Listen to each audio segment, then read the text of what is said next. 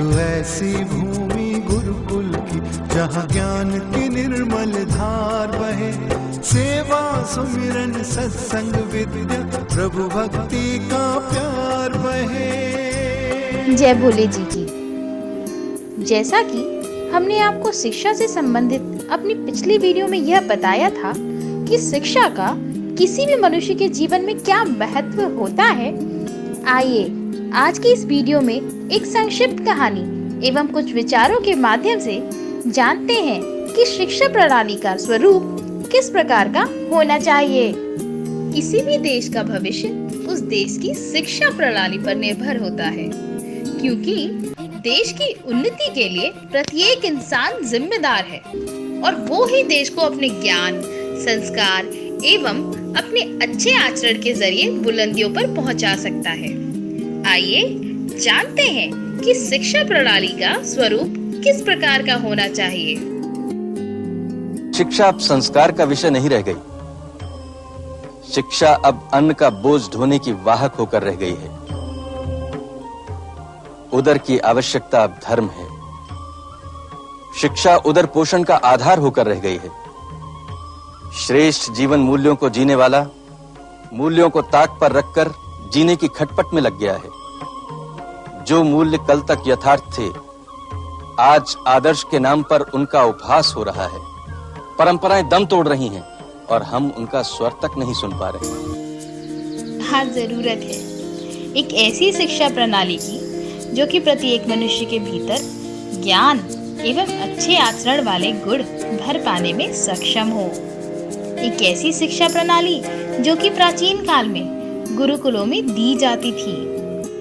आज देश में इस बात पर जोर दिया जाता है कि क्या सोचना है, बजाय इसके कि कैसे सोचना है। शिक्षा का मतलब सिर्फ किताबी ज्ञान एवं अंक लाना नहीं है।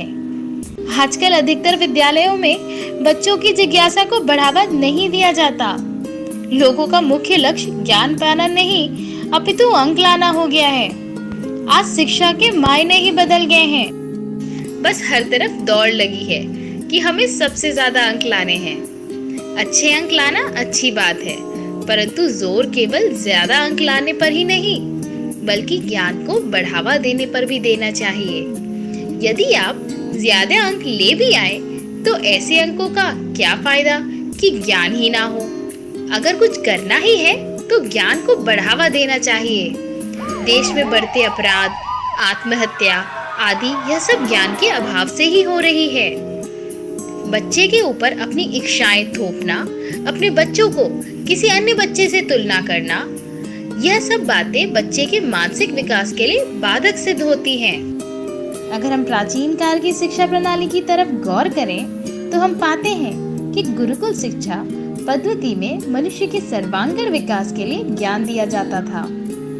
बच्चों को शिक्षा के साथ साथ संस्कार भी दिए जाते थे, क्योंकि कहा जाता है कि अल्प आयु में बच्चे को जो भी ज्ञान अथवा संस्कार जैसे कि सभी के साथ प्रेम से मिलजुल कर रहना, अपने बड़ों का आदर करना, किसी से ईर्ष्या भाव ना रखना, सत्य बोलना इत्यादि, यह संस्कार जीवन पर्यंत तक उसके जीवन के अंग बन जाते हैं।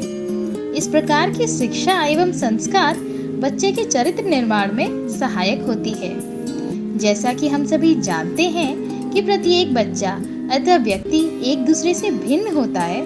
सभी के सोचने का नजरिया एवं कार्यशैली का तरीका भिन्न भिन्न होता है।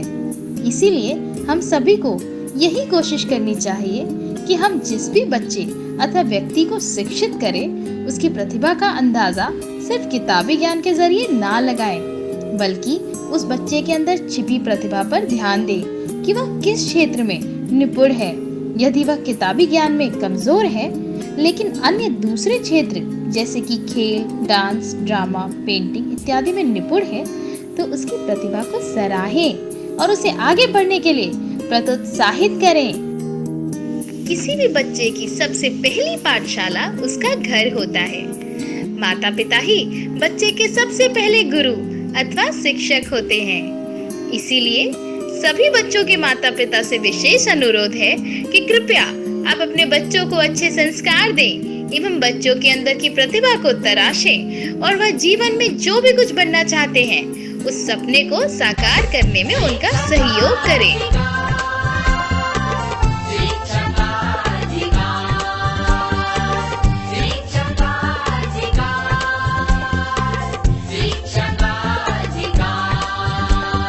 शिक्षा का अधिकार आया, सपने संग हजार लाया।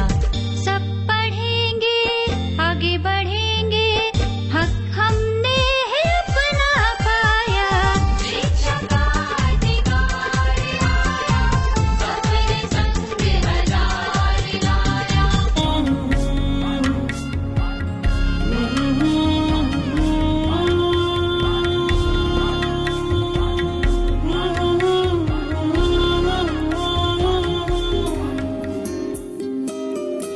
सुविचार, शिक्षा एवं यात्रा से संबंधित वीडियोस देखने के लिए सब्सक्राइब कीजिए हमारे YouTube चैनल को।